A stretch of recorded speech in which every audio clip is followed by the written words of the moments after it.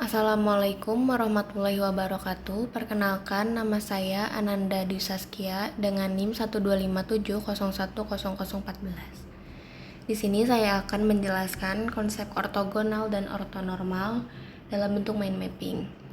Yang pertama itu ada konsep dasar. Dalam ruang Euclid Rn, hubungan antar dua vektor ditentukan menggunakan hasil kali dalam atau dot product. Jika hasil kali dalam dua vektor sama dengan 0, maka kedua vektor dikatakan ortogonal. Lalu jika semua vektornya saling ortogonal dan setiap vektor memiliki panjang atau norma sama dengan 1, maka disebut ortonormal. Lalu selanjutnya terdapat sifat-sifat penting. Yang pertama, sifat ortogonal itu bersifat timbal balik. Sehingga jika vektor X ortogonal terhadap Y, maka Y juga ortogonal terhadap X atau saling tegak lurus. Yang kedua, jika suatu vektor ortogonal terhadap dua vektor lain, maka vektor tersebut juga ortogonal terhadap setiap kombinasi linear dari kedua vektor itu. Yang ketiga, himpunan ortonormal selalu merupakan himpunan yang bebas linear. Dan yang terakhir, setiap vektor dalam ruang dapat dinyatakan sebagai kombinasi linear dari basis ortonormal. Yang ketiga, itu ada proses ortogonalisasi, yaitu metode Gram SCHMIDT digunakan untuk mengubah himpunan vektor yang bebas linear menjadi himpunan vektor ortonormal, tetapi tetap menghasilkan ruang yang sama. Langkah-langkahnya yaitu yang pertama, menormalkan vektor pertama. Yang kedua, itu menghilangkan komponen yang searah dengan vektor sebelumnya. Yang ketiga itu menormalkan hasilnya. Proses ini mengubah himpunan vektor bebas linear menjadi himpunan ortonormal yang merentang ruang kolom yang sama. Selanjutnya ada proyeksi ortogonal. Proyeksi ortogonal ini digunakan untuk mencari titik atau vektor yang paling dekat dengan subruang.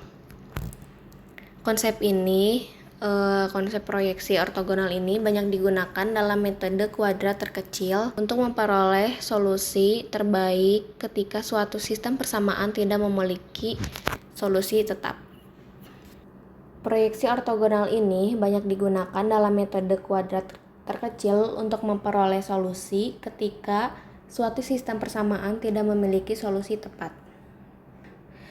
Lalu terdapat inti gagasan dari ortogonalisasi. Ortogonalitas menyatakan tegak lurus dalam ruang vektor menggunakan hasil kali dalam.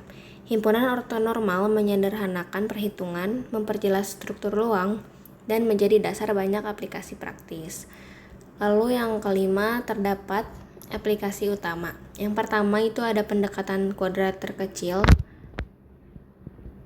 Ini untuk mencari solusi terbaik dari sistem yang tidak konsisten atau yang tidak tepat tadi. Yang kedua itu ada faktorisasi QR yang digunakan untuk menyelesaikan sistem persamaan linear secara lebih efisien.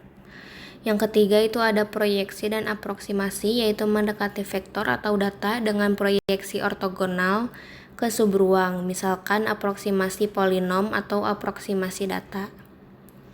Yang keempat itu ada analisis data atau PCA, yaitu komponen utama yang diperoleh dari vektor agent covariance yang saling ortogonal. Yang kelima itu ada transformasi dan sinyal. Misalnya pada basis Fourier untuk pengolahan sinyal. Dan yang terakhir ada geometri dan grafika komputer. Digunakan untuk rotasi, refleksi, atau perubahan koordinat. Yang keenam itu ada matriks ortogonal.